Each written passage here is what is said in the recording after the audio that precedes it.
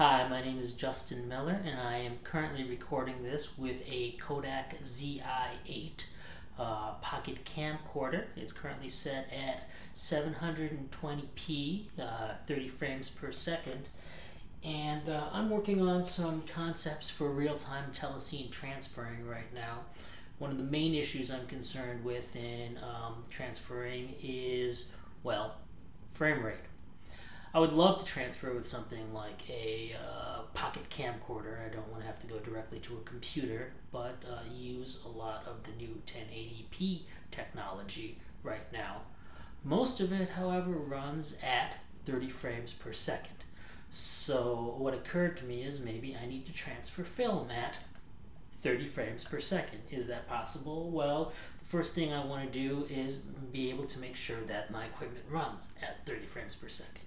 And that is why I use a speed checker by Tobin Cinema Systems. I don't think they make these anymore, but what basically happens is these lights all are running at different intervals of whatever frames per second I set it for. And in theory, you should only be able to see half of the lights come on if it's working right. What I found, however, is because I don't know with cameras such as this what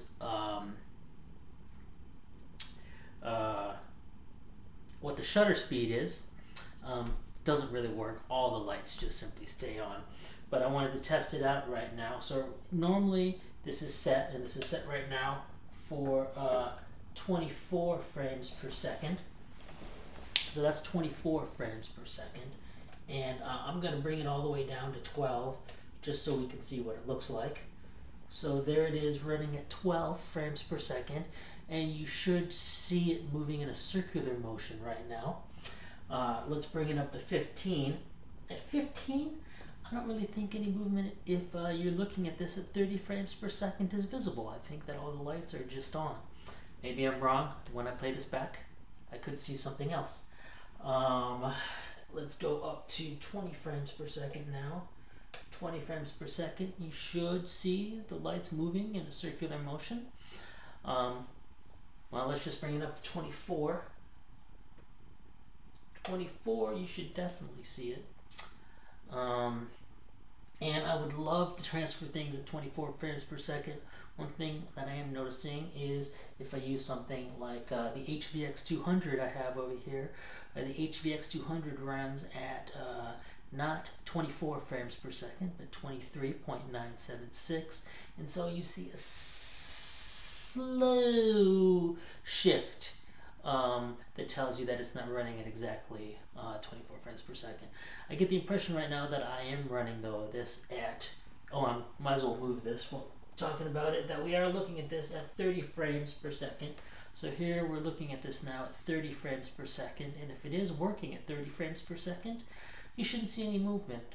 Nothing should be changing. It should just be, all the lights should be permanently on.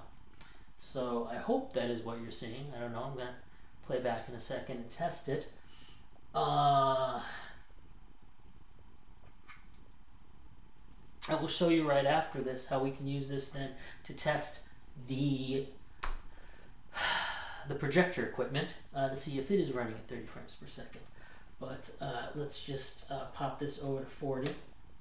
So I don't know what you see at 40. Assume you're going to see motion again at 40 frames per second. And I don't know if we need to look at 40 frames per second very long. Let's just bring this up to 60. Now we're at 60.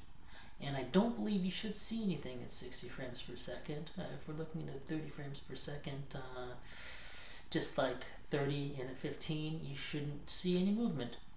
So I'm going to play this back right now, and I'm going to upload this onto YouTube so you can all see this, and hopefully this is a useful test. Again, what I'm hoping to do is transfer or use this to verify a running speed of a projector at 30 frames per second so I can get a flicker-free transfer. And we're going to bring this back down again just so we see this. So hold on. So here it is at 12 frames per second, 15 frames per second, 20 frames per second, 24 frames per second, 30 frames per second, 40 frames per second, and once again 60 frames per second. Okay, I'm going to turn this off now, and next you will see how we can use this to test the running speed of the projector.